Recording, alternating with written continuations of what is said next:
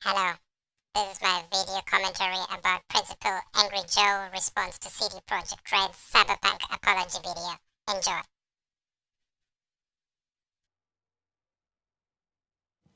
Have a seat. You have something to say to me? Go ahead.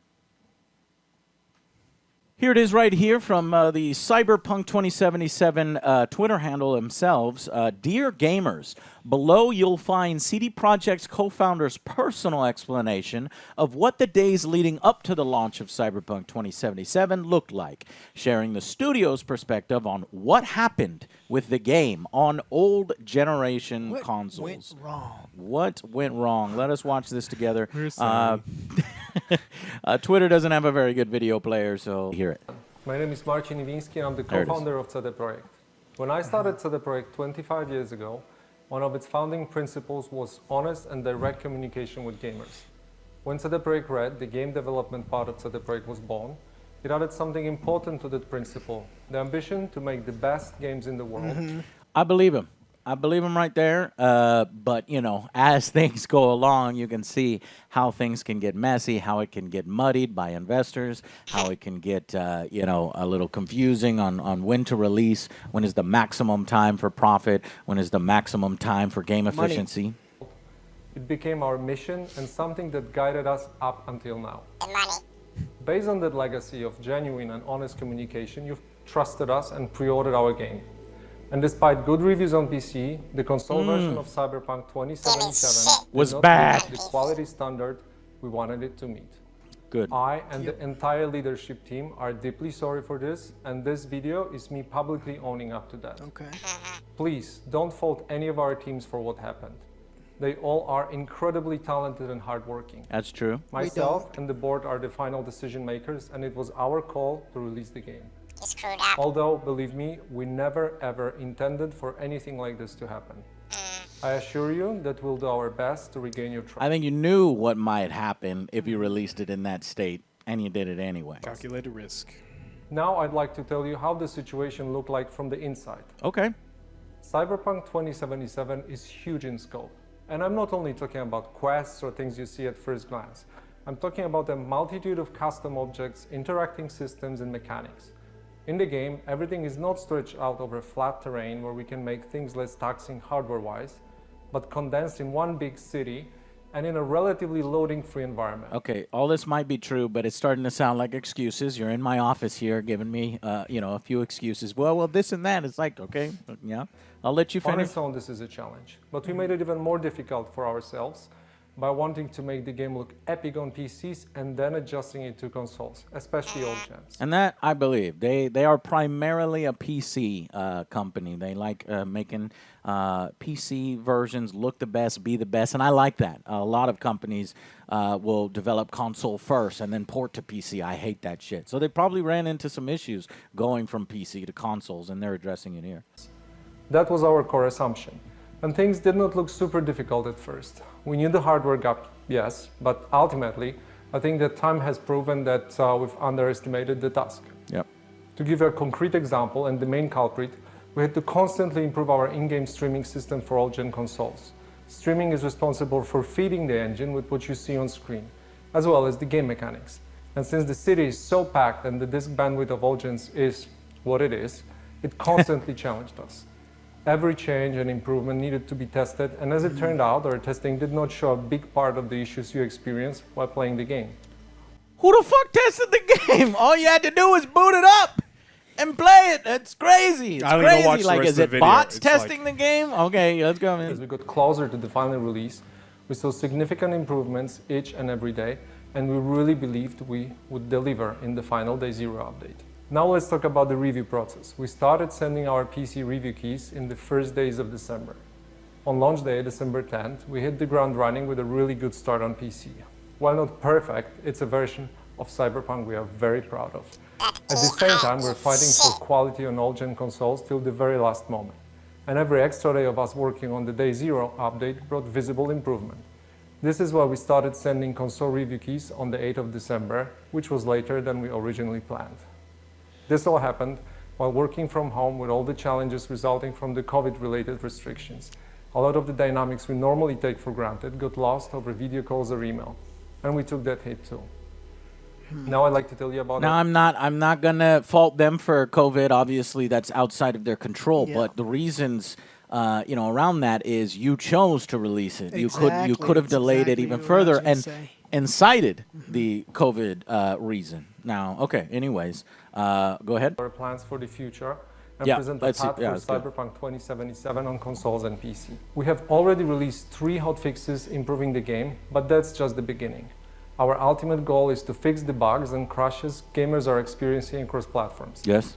Please expect bigger and smaller patches on a regular basis. Yes. The first update will be dropping within 10 days, and it will be 23rd. followed by another, more significant one in the following weeks. That's probably We the will, first of one course, that's going to be continue good. to work on the game in future updates and improvements beyond that. Our big plans for supporting Cyberpunk in the long term did not change. As for the free DLCs, Oh, look our at this. initial plan was to deliver them Pause it on just that. after the release. Yeah. Okay. So we got hotfix so, 104, yeah. 105. I think 104 things made better, you said, and then Awesome. 105 is when it broke again. And And 106 a little bit better, but But still crashing. Little crashing and empty. We go to 2021. We got patch 1.1, which is like, hey, it's done, and here's an additional 1.2. And then you've got multiple updates and improvements that they don't have dates for or anything. There's no dates on this, but it looks trying to be the first third of the year of 2021. And, well, we don't even know if that's the end. Next Free gen DLCs. console updates, like, Whoa, that's closer way the to hell. Yeah. 2022. You know, Okay. it's difficult because there's no specific timeline on that. Yeah. But this is the one that you would expect a little sooner than all that. I would put this next gen console update in front of the DLC. I don't know why it's behind the DLC. You got to make those things run right. Much like we did with The Witcher 3. But what is probably happening here is there's just so much work involved in making that Yeah. run right. There's no way around it. They need that much time. We Showing you decided the to state focus that it on should the have most been important fixes released and in. updates first, and we'll be releasing the DLCs afterwards. There you go. Expect more information in the upcoming months. For those of you playing on next-gen consoles in back compatibility, you can still expect the free next-gen update for Xbox Series consoles and PlayStation 5 arriving in 2021. We are aiming at the second half of the year. I'd like to end this video by assuring you that we treat this entire situation very seriously and are working hard to make it right. The guiding principles of our company are still core to what we do. We still want to make amazing games and have an open communication with you, our players. For now, our immediate focus is to work hard on making sure you enjoy Cyberpunk 2077 regardless of platform. Beyond Cyberpunk, we have many plans for the future, which we'll share more about when we're ready. Thank you for taking the time to watch this video. They might have been referring to the multiplayer on that. Well, Yep. I do like the transparency. I do like the direct communication with gamers. I think it's a video they didn't need to make. Other companies would probably pretend nothing's happening and just put out the videos. So I think that is a certain part of their culture, a certain part of their staying true to their word, that they want to do better. They're going to show you they're doing better. But this is essentially the response. Like, this is Cyberpunk in the principal's office saying, here's how he comes back. After, get out of my sight, he says, here's what I'm going to do. Here's what I'm laying out. And they lay out an actual roadmap, which all helps towards, letting us know that they're serious about fixing this game. It's just, and a lot of it sounded like excuses. A lot of it sounded, at least he's taking responsibility. Now, full disclosure, I have met him in person. I have, when we were over there, I think he took us out to dinner or lunch when we were all for Cyberpunk or for Witcher 3. And he genuinely, that's him. And he was saying the very same things back then. He's a genuinely awesome dude, and I believe him. Now, when he made that decision, it's like there was probably a lot of factors on him, right? Basically money, Yeah, basically, pressure, and the the investors, other- and basically trying to put it out, in a certain quarter so that they get that. And it was just wrong to do. And as you can see here from this plan, none of this needed to happen. You release this game in March, and there would have been bugs. maybe at the level of Witcher 3. Because Witcher 3 had bugs, let's be honest. Witcher 1 was damn near, in certain places unplayable. This has been an ongoing thing, but not to the crazy extent as we've seen in previous games. And yes, it may seem that CD Projekt is getting a little bit more scrutiny, right, than other companies. But we need to make a stand somewhere. And because CD Projekt Red is sort of cooperating in this and sort of, owning up to that, it really helps overall in the entire gaming community because it will embolden gamers to hold these companies accountable, even if they don't make these direct response videos or apology videos. So I think overall it's good, and from this point it's more show me, right? Mm-hmm. What do you guys think? Well, I think they have a great chance here to correct their course. And as we expected, like, we weren't saying it was a development team. We love them and everything. Yes, and it was all of them. Basically the head honchos. We knew that going in. Yep. And Smart Team's fault. Yeah, and hopefully they open up their eyes. You guys, the guys running the ship is the fault. Yeah. The pinnacle of gaming. We fucking love you guys. We want you to do well. We want you. Don't go into that path. Hard drugs. Don't do it.